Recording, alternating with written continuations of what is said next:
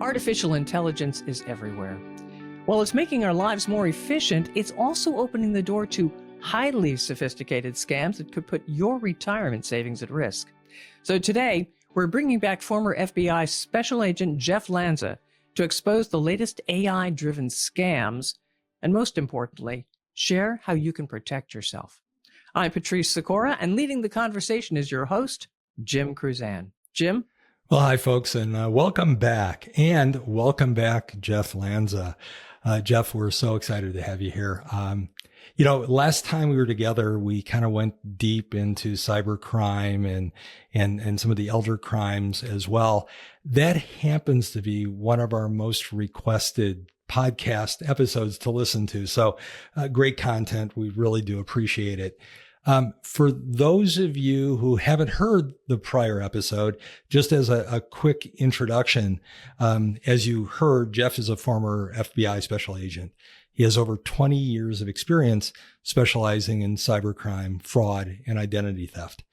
Now, Jeff is a sought-after keynote speaker, and he's delivered hundreds of presentations globally on cybercrime and fraud prevention. He's also a frequent guest on Fox Business, CNBC, and other networks as well.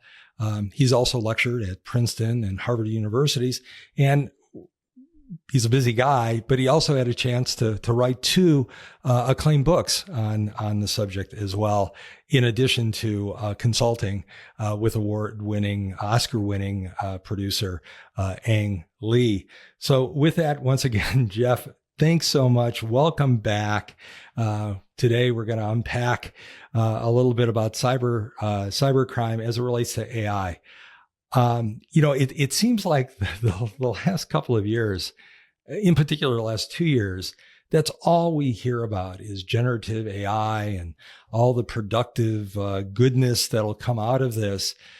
But it also has kind of a dark side. It is becoming really, really difficult to separate what is real and human and what is fake.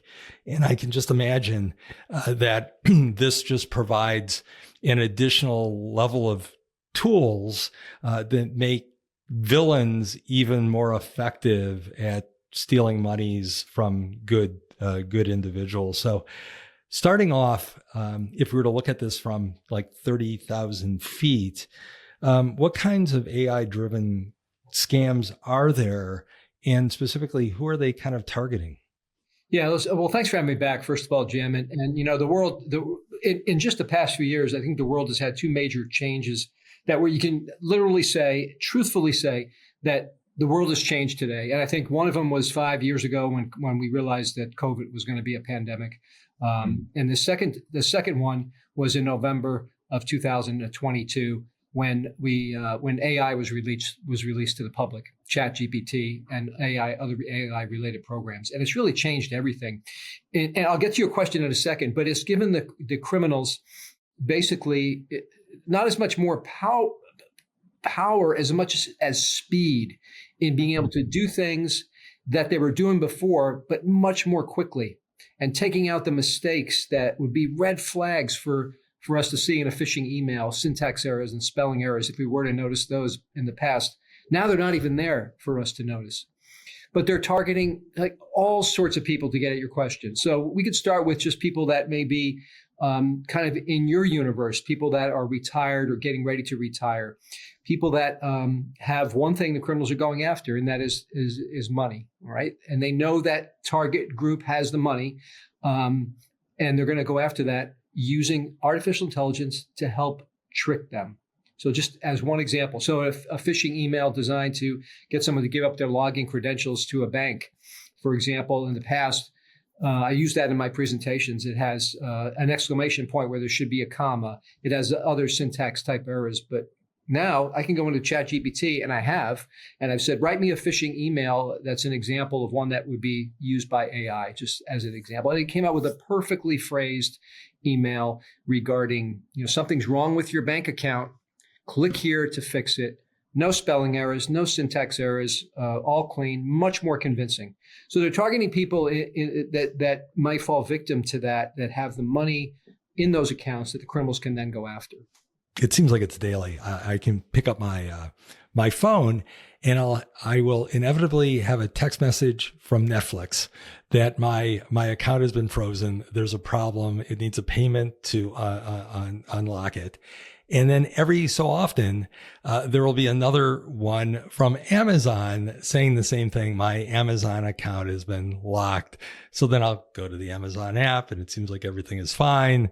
And then I'll go into the Amazon app and it says, we would never contact you directly like that in the first place, but they look so real. And I can see where people would fall victim to that. Well, let's talk specifically about that, the Netflix one, because I just got one the other day, and I've incorporated that into my presentation. Several red flags there, even though the English is good. First of all, if you hover over the link, now on a mobile device, you hover by pressing and holding, right, with your finger, and then that shows you that link has been created. It's not a Netflix site you're going to be sent to. It's going to send you to some other weird site that's in a foreign country because there's a two-letter country code in it. The one I saw was in Colombia. All right, so I don't think Netflix is hosting their websites there. So.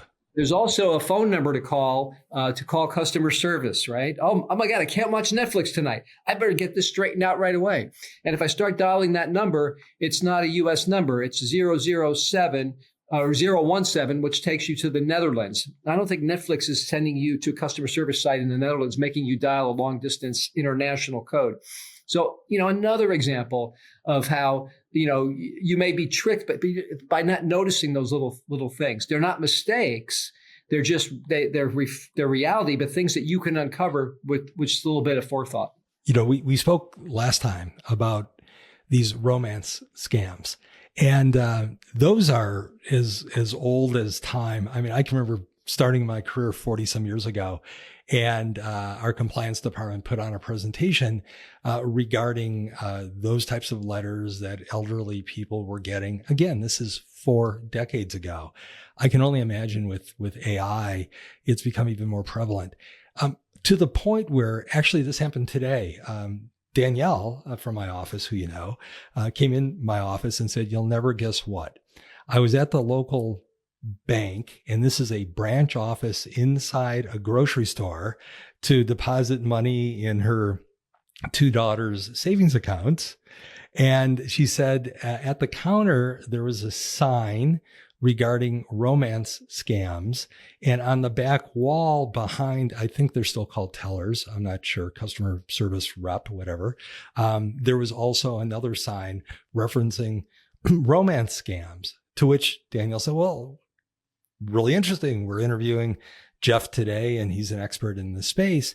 And she says, "You wouldn't believe the number of scams we've had just simply out of this little branch office." So it's just, it's crazy. It must still work, and it still pays off. Yeah. And you'd also be even more surprised to know that people would walk up to this bank customer service representative or teller, and with basically a withdrawal request, and the sign would be right behind them saying, "Watch out for romance scams. These are the signs. You're probably being ripped off if someone's asking you to send money." And they will tell that bank employee, "No, this is real. This is absolutely 100% real." And they are totally convinced in their mind that it is real because of the tricks that they use, which include AI, but just the fact that they're luring them in, and then they're baiting them with fake profiles can be created by AI, pictures, even videos. And then once they get convinced, and once they make that first step to make the payment, it's almost impossible to turn back, because the psychology of the brain says, "I haven't been ripped off," and you're going to continue to send money because that reinforces this notion it's all going to be okay. It's all going to be okay. And that self-denial is what the criminals capitalize on. And you could tell people that are in the middle of this, they will 100% say, "No, this I know about scams. I know people get ripped off, but this is not one." And AI is making it even more difficult to discern that. So picture this: before AI, we may have had someone working as hard as they can. May not even be a particular sex that the person thinks they're communicating with. A man maybe thinks they're communicating with a woman, and woman with a man, and whatever the matchups you want. They're typing away with as many possible people that they can communicate with, given the time that they have and the energy that they have. So maybe they have 5 or 6 people on the line and on the hook to send money, and they're hoping to get some people to do that. Now with AI, they can have AI generate these responses and use bots, and automatically set up the pictures, set up the conversations. They're not even doing anything except monitoring the whole thing. They could literally be talking to dozens and hundreds of people at the same time, and increasing their chances of getting paid by orders of magnitude. And that's what AI does from their perspective, and that's why they're using it so effectively and proactively to try to rip off people. The scary thing is these human images, I guess is what you'd call them, that are being now generated, and you'll see those in video and voice. They look so realistic. It really takes a discerning eye, or somebody's really trained to really understand that, hey, what I'm seeing isn't necessarily real. I see the little telltale signs.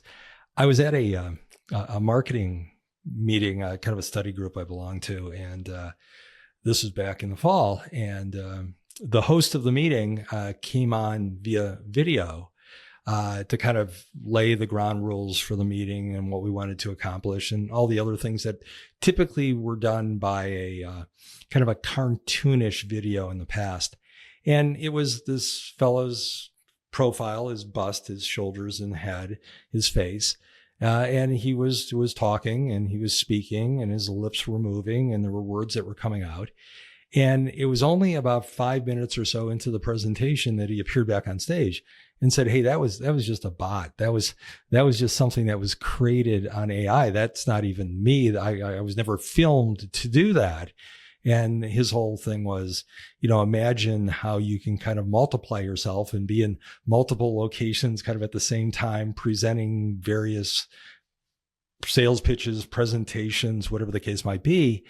And it was so very realistic. And then I mentioned to you before the podcast that in the world of fashion and modeling, they're actually using firms that will create models that are just flawless, perfect in every way, shape, and form, to virtually model the designs for design makers. And what it's doing is it's really putting a crimp in the business of having to hire photographers and having to hire fashion models who you pay thousands of dollars for several hours of sitting, where they're changing clothing and have to ship clothing to various locations. None of that needs to be done now, which is a plus, but it also can be used for evil, because you can kind of create your grandson or create somebody who you trust that would allow you to do this. So with that in mind, I remember very vividly just a few months ago during the election, I would constantly get these calls at home, and from various sources. One particularly was from a sheriff's organization wanting donations. And, it starts out, "Hi, Jim." And then he says some cute little joke. And then there's this kind of awkward pause. And then I'm kind of talking and trying to explain, hey, this isn't the right time. But then he's now progressing into his sales pitch. And it was only then I said, this isn't even a real person. This isn't somebody human. So how does this voice cloning and those kinds of things work? And why, obviously, is it such a huge threat? Well, first of all, I'm just sorry that my modeling career is now over, apparently. Voice cloning is where an AI program takes a sample of a voice. We'll start with a very simple example. So I'm a kid. I record a little funny video on TikTok. The criminals target that person. They see the video. They do some research on social media, and they figure out who his relatives are, his grandparents, and just a little bit of work that can be done by them or through another AI program doing that digging for them. And then they take that voice, even just a small amount of it, they plug it into a program like Speechify, which is something you can access online. Anyone can.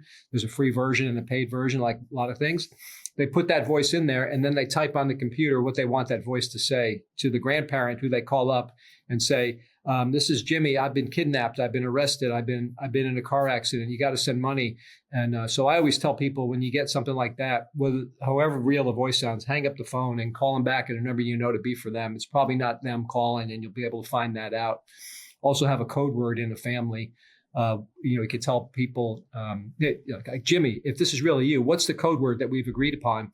Then they're not going to know the code word. They can learn a lot about them on social media, but not the code word. So, and the next evolution in that, Jim, is that real-time conversations. Okay? So it's not just you're typing in what to say in response. You're having the computer actually kind of do that based on what they say. So you're not even having a delay that you have to type something in as well. And I'll give you an example of I created just a couple weeks ago. I had a program create a podcast for me just off of my presentation. I sent them my PowerPoint presentation, and they created a man and a woman talking about the information that I presented in that presentation. And it was such a real sounding podcast, all created with non-human caricatures. And then the beta portion of that is that I can start injecting myself into the podcast, and they're going to respond automatically to that. So that's in beta. And if it's in beta, it's going to eventually come out in non-beta form. So it's growing in leaps and bounds how much the technology, how much it can do, and how much more it can do just in any given week. It's getting better and better. And it's really scary at how it's being used to trick people with voices, videos, images, and real sounding situations that could cause people to be victimized. Yeah, it's got to be exponential in terms of how it's being developed, because these large language models are constantly learning and constantly evolving real time. So I can only imagine that the gap between the phone call I got from the sheriffs back in October, those awkward gaps, those things are now closing very rapidly, and they kind of seem, I would imagine, like just regular, normal conversation cadence, right? Yeah. I mean, if you grew up on like I did on sci-fi television shows like Star Trek, and they had the androids, and they had the artificial intelligence, all that is just it's all come to fruition, and it's a scary thought that it could be used in such a way that people can be victimized. And that's what worries me. So I think education is really the key. But again, there's always a point where the money has to be transferred, right? It's no matter what technique they use, whether it's real person or a bot, they still have to transfer the money. So that's when you take pause and you say, wait a second. They're telling me I have to do something because this problem I have is going to get worse. They're going to get into my retirement accounts, not just my bank account.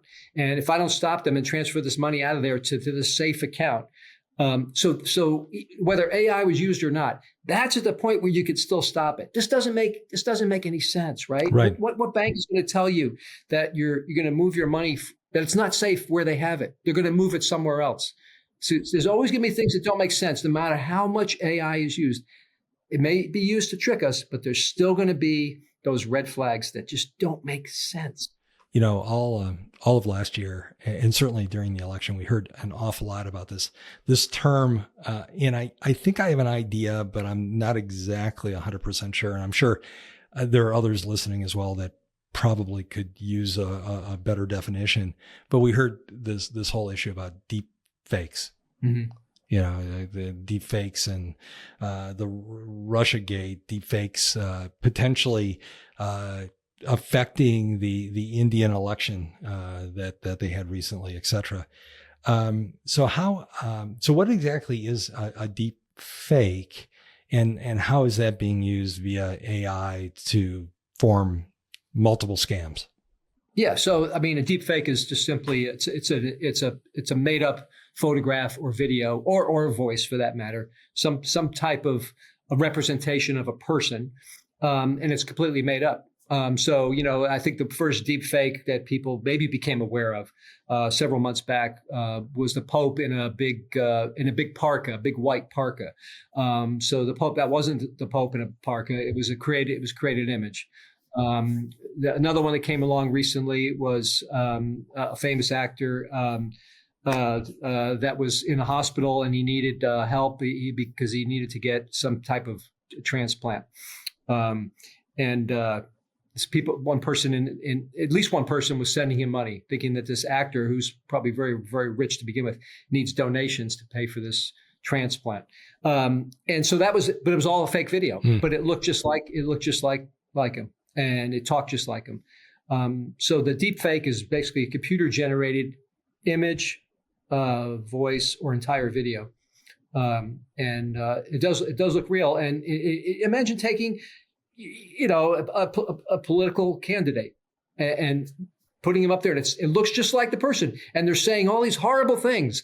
Oh, I'll never vote for him. I can't believe he or she said that. It could all be fake. And then how do you once it's out there, it's like some people will still believe it's real. Yeah. I guess the good news is if you were a real live politician and you said something that after the fact seemed really stupid, you could probably go back and say, hey, that really wasn't me. That was just a really good deep fake. Yeah. Well, yes. Yeah, that's true. People have tried that in the past. I think they have. I'm sure there'll be more of that. So I did something I probably regret doing. Earlier this morning, I got in the office and I said, oh, I'm going to talk to Jeff. And I always like to know a little bit more about the subject I'm talking about. So I ended up reading the CrowdStrike Global Threat Report that was just published. And it's a little scary when you see that, certain types of crimes are up 440% year over year, and just the craziness. And they were talking about these criminal elements, these groups of criminals, and they have different names. There's all kinds of really cute little names around these groups, but they do horrible, horrible things. And the one group, and I never even thought that this could be an issue, but it is. And it was a group that will harness social media. Mm-hmm. And in particular, they were making up fake LinkedIn accounts, fake people. And when everybody was working from home, especially technologists, IT people, some of these fake people were being hired by some of the best corporations in the country. And now they've got an implanted bot that's supposed to be a person who is getting credentialed with security clearances, and they're able to attack and get information from within. So it's not like, somebody downloaded a thumb drive. There's some person that nobody sees because they're all working from home. So, you connect the dots and it's like, oh, so maybe that's why, Jamie Dimon at JP Morgan was emphatic about everybody returning back to work. We've got to match up all the employees to a real live human being. I'm not saying that they were victims to any of this, but the point is, my goodness, how crazy has that taken this? Yeah. So that sounds like a plot to the next James Bond movie, I think. I think so. So obviously, having access to social media probably makes this whole AI thing that much easier, because you can literally create a backstory and create a person that is certainly believable enough to actually be hired and to be able to answer, questions intelligently, especially in a very specific realm of focus. If you're being hired as an IT expert, you'd have to know language or coding or something. So these bots have that all covered. Yeah, the backstories can be determined through social media, and people are putting too much information out there. But that has given them the opportunity then to create these fake personas. Yeah. And who knows what the next phase is going to be. So phase 2 is they get access to a company, credentials, and so forth. And then what are they going to do with that? And that's the next step. That's when they start to activate these people, even from remotely, to start transferring money or ask for transfers of money and that type of thing. I mean, that's ultimately what the criminals want, is intelligence, number one, from companies, secrets that can be used to benefit another country, for example, and money. And what you just described, they can get access to both of those things as it advances. You think of all those spy movies in the past where you had all these deep sleeper cells that ultimately are waiting for the phone call to activate, to wreak havoc on our society. Now they don't even have to be real human beings. They can be these bots that are employed by firms in very critical areas, who somebody just turns the switch on, and it's really quite scary. When you read that report, they like to make things sound super scary because they provide security software. But one that was kind of scary that I just saw this morning was there was a report done that 7 out of 10 people couldn't tell the difference between a romance letter that was written by a bot versus written by an actual human, and that's not surprising because some people actually use bots to a human being use a program to write a romance letter, and they are very realistic. Or an apology letter. Not saying, but yes, I've heard that. I've heard that secondhand that it's worked. There's programs online that can actually determine whether a program was written, a letter, for example, was written by a program or not. So we have the counter to that too. But what difference does it make if you got a little help from a program to clean up some English and to make things sound better? That's not a big deal. But it's being used to defraud people. Of course, that's what we're here to talk about and help prevent. So this probably isn't an AI issue. But it's probably more about age and kind of generationally. Why do you suppose? I'm sure the answer is obvious, but why do you suppose? Seniors are generally in the crosshairs here. Well, I mean, some of the answers to that question are first of all, they have resources. They've accumulated money in their lifetime. That's number one. Number two, there might be some issues with mental capability for some people. A lot of people in that age range, in that generation, are nice. They want to be nice to people. They're not going to hang up the phone or discontinue communication. Some have lost spouses, and so there might be some loneliness there, and that loneliness causes them to react to when they get into conversations, to have someone to talk to. So there's that part they try to take advantage of too. Scary. Yeah, this it'll be amazing to see, like a year from now, just how much this has advanced, both in terms of the issue from a criminal perspective, but also I'm sure that on the other end, there are an awful lot of firms that are using AI in their capability of defending against crowdsource and others, right? So you have kind of a yin and yang, right? Right. And there is going to be that, right?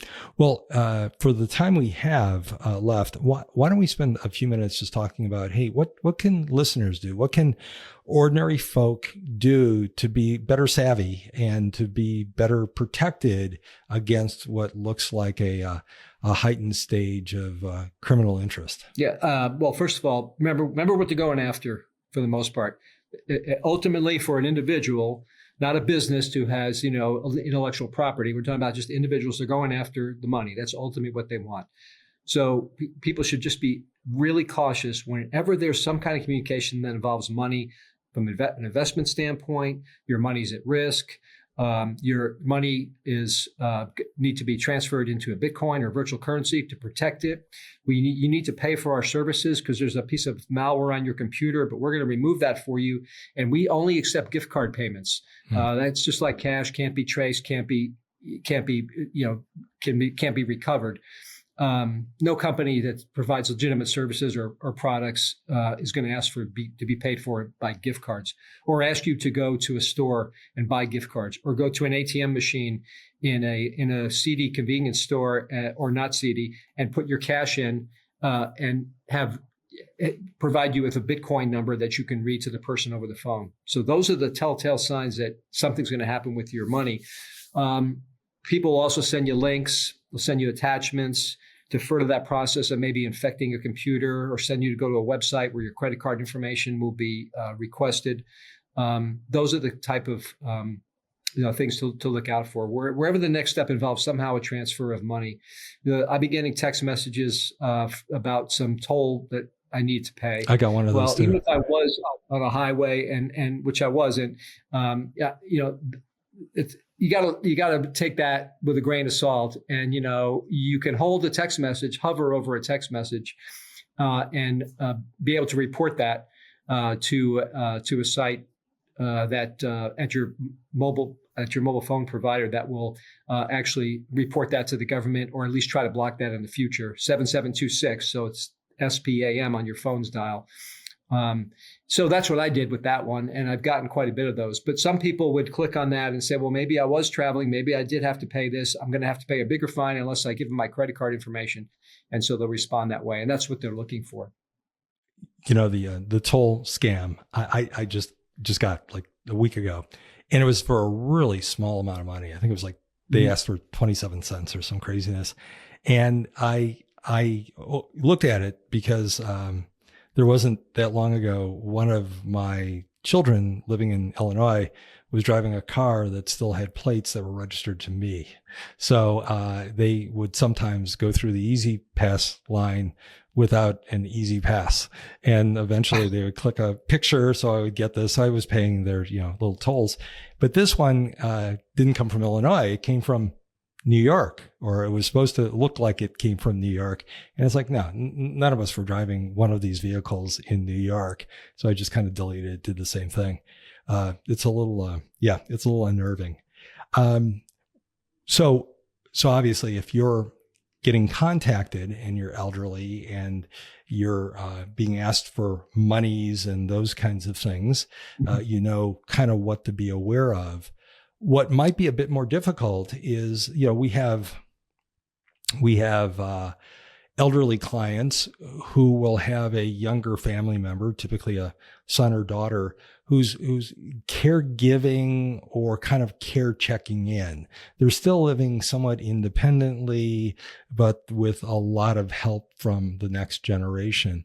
So as a younger caregiver, what should that caregiver look for or be aware of with respect to parents, especially if they're not, going through the check register all the time, or, questioning mom and dad about what have you done the last 24 hours? Yeah. Well, I think there's certain levels of how you may handle that. On a minimal level, maybe just looking at their emails once a week, see if they're getting a lot of junk mail, which is a sign they've responded to things. See if they're in communication with anything that looks kind of seedy. You could step that up a little bit and do it more often. You can also, just access their text messages and see who they're talking to as well. And again, this is kind of a phased in approach. And not everybody's going to feel comfortable giving up that privacy in a family. Right. But it really depends on the situation and how much decline there is in the mental capability of the parents involved. And then, also just joint access to bank accounts and have alerts. It doesn't even have to be access more. How about just an alert where if money is transferred out of my parents' bank account over a certain amount of money, make the threshold whatever you want. I want to know what this is. You just made a withdrawal of, $20,000. Wait, what's that? You get on the phone, you go over to the house right away. Why'd you take out $20,000 out of your bank? Well, this person said that my money was at risk unless I moved it. So those type of alerts, those type of the way we check on things through these notifications, I think is important, especially as we have cognitive decline in families. I for the first time recently transferred some money via Venmo. And I've never done that before. I prefer not to use technology because I'm scared to death of what's fake and what isn't fake and everything else. And as I was doing it, I noticed that the default is for that transaction to live publicly. You have to actually toggle, you have to actually put some effort in to make that a private transaction. And I would think you probably don't want your transfer history from an account living live somewhere on some site so somebody can take a look at it. Not to be too general here, but the millennials, I'll just say that as a group, Not to generalize, but they don't seem to care about that. Listen, millennial listeners, we're not picking on you. It's the other millennials Jeff's talking about. Go right ahead, Jeff. When I pay, I use Venmo all the time. Right. But when I go out there and I'll see, I have nieces and nephews, and I can see where they've eaten. I can see because they transfer $250 to somebody for coffee. I mean, is that kind of information? Why do you want to make that public? So everyone that you know on Venmo, you're connected to on Venmo, can see that. And I don't know. It's just weird. It is kind of weird. Yeah. Well, listen, I know that we could talk for many, many, many more minutes. But before we sign off here, how can listeners learn more about your work? And if they're interested in having you speak, let's say, to one of their organizations, how do they get a hold of you? You should go to my website at thelanzagroup.com. You have lots of information about me. You see demo reels about me speaking. And then there's my handout, which can be downloaded, which has a lot of information that is related to fraud, which the AI will eventually connect to ways that fraud occurs. So that handout's really important for that. I think we talked about that in the last podcast and on my webinar that we did. But that would be the way. It's just through my website. Well, great. Well, listen, I want to thank you again for coming on the podcast. Yeah, sure. I love having you on. You're a really interesting person. I just hope at some point we don't have to have you on talking about cyber threats and scams. I'd rather spend 30 minutes talking about barbecue or something otherwise very interesting as well. So once again, Jeff, thanks so much. We do appreciate it. You're welcome, Jim. Thanks for having me. You betcha. And gentlemen, this was a great discussion. Jeff, thank you so much. Barbecue next time around, though. Yes, we definitely do that. He's an expert. But we now know that knowledge is the best defense when you're dealing with AI, right? So if you found today's conversation helpful, share this episode with friends and family, especially those who might be vulnerable. And if you have concerns about scams, reach out to your trusted advisor. Also, follow @Kaydan Wealth on social media. Let us know what you think in the comments. Your feedback and topic suggestions help us improve and make a bigger impact. And as always, stay safe, stay aware, and keep listening. Thanks for being with us. Thank you all. Thank you for listening to The Retirement Engineer with Jim Kruzan. Click the follow button to be notified when new episodes become available. Visit our website at www.kaydanwealth.com or give us a call at 800-638-6900. The information covered and posted represents the views and opinions of Jim Kruzan and this episode's guests, not necessarily those of Kaydan Wealth Management. The content has been made available for informational and educational purposes only. The content is not intended to be a substitute for professional investing advice. Always seek the advice of your financial advisor or other qualified financial service provider with any questions you may have regarding your investment planning.